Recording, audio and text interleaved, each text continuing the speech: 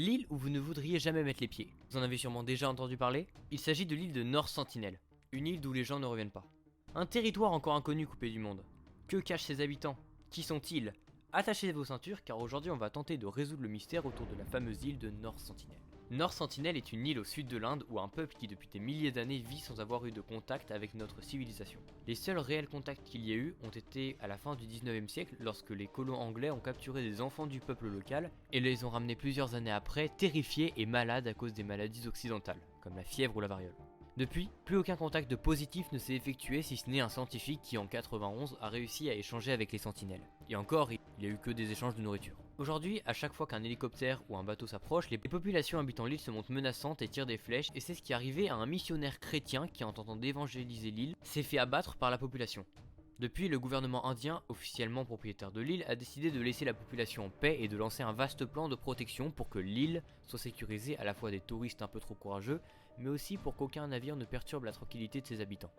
Voilà, ça c'est la version officielle, celle que toutes les autres chaînes YouTube ont dit de l'île.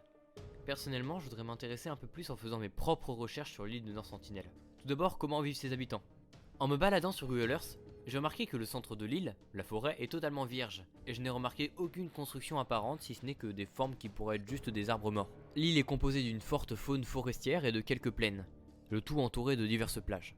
Une épave, d'ailleurs celle datant du 19e siècle, est visible. J'ai comme théorie que les sentinelles sont des chasseurs-cueilleurs qui pêchent, mais bon ça on le sait tous, ils vont pas chaque matin acheter leur pain à la durée, mais que ceux-ci sont donc installés sur les plages. Je me rends compte durant le montage de cette vidéo que non, ils chassent juste sur la plage, d'ailleurs on peut y voir des digues, mais que par peur du contact extérieur et des hélicos, ils se sont retranchés dans la forêt. Je corrige donc mes propos. Les sentinelles chasseraient donc majoritairement le poisson et le gibier de la forêt et s'autosuffisent. Un rapport d'expédition confirme que l'île est peuplée de cochons sauvages et que les sentinelles arborent leur village de crânes de ces animaux signifiant qu'ils en consomment. Il y est fait aussi état de noix de coco ainsi que de crabes. La barrière de corail présente autour de l'île permet de préserver une faune marine importante qui substitue les habitants de l'île. Mais cessons de tenter de s'introduire là-bas.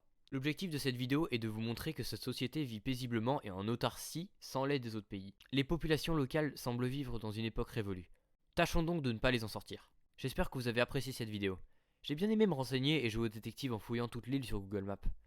En tout cas, laissons l'histoire avancer et ses habitants vivre en paix. Je dis ça s'il y a quelques missionnaires qui passeraient par là. Dans tous les cas, je vous dis merci d'avoir regardé la vidéo, abonne-toi si tu as aimé. D'ailleurs maintenant, à chaque fin de vidéo, je vais mettre le dernier abonné à ma chaîne. Sinon, je vous dis, ciao.